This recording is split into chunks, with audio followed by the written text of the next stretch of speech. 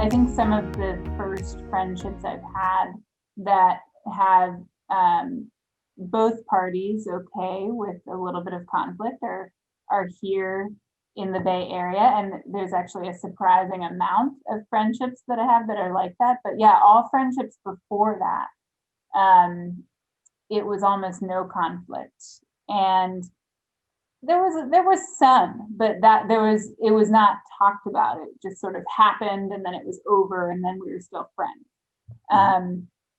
And so I was saying frequency to replace never talking about things. I think that there are definitely some relationships like that, but they probably don't last very long. And then there also are some relationships where, yeah, I think people decide on a frequency, whether it's a discussion or whether it's unspoken.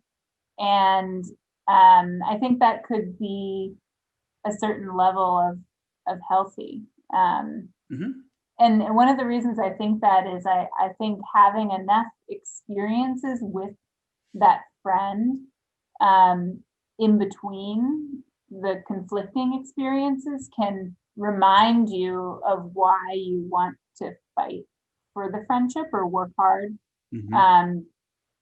to have vulnerability and communicate in the friendship. And I think that I personally need that. Like, I think I need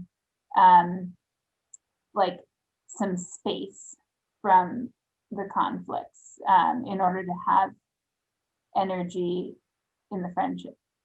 So you mean you don't like conflict all the time in your friendships? Not every hangout, every moment of every hangout, no.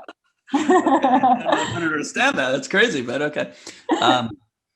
Yeah, that makes sense. But you're saying, like, you know, you need your balance is, I don't know exactly what it is, but there needs to be plenty of the enjoyable stuff because that's part of what makes the friendship worthwhile. It improves the quality of your life, your day. I mean, I think that's the reason. Yeah, I think so. And that's not to say that I wouldn't be willing to go through a hard time. Like, I know that can sometimes happen in marriages where you just have a rough year.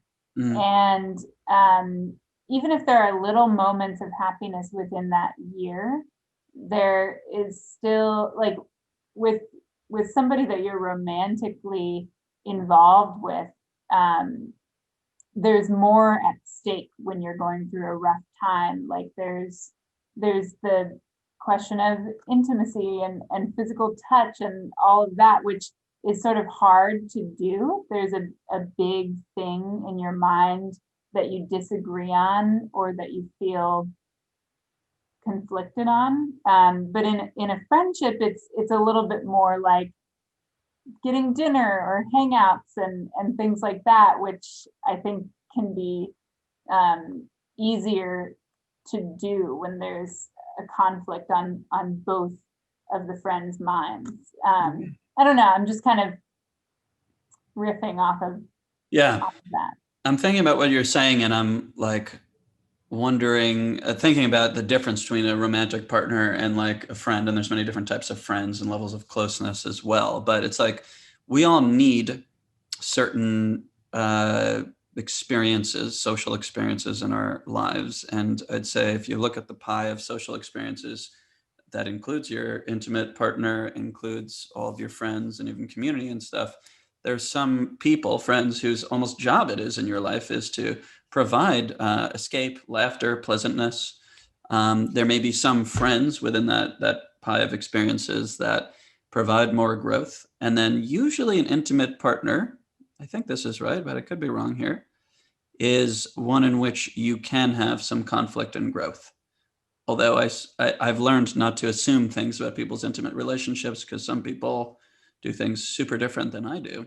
And they're compatible, just like I'm compatible with my wife, but in a way that like wouldn't work for me. So, but maybe there are some relationships where you don't really have much conflict at all, and all the growth through conflict or tension or of differences or whatever occurs in friendships, occurs in community life. I suppose that's an option, but it's not one that I've experienced or thought about as much, just as a proportion of growth to pleasantness or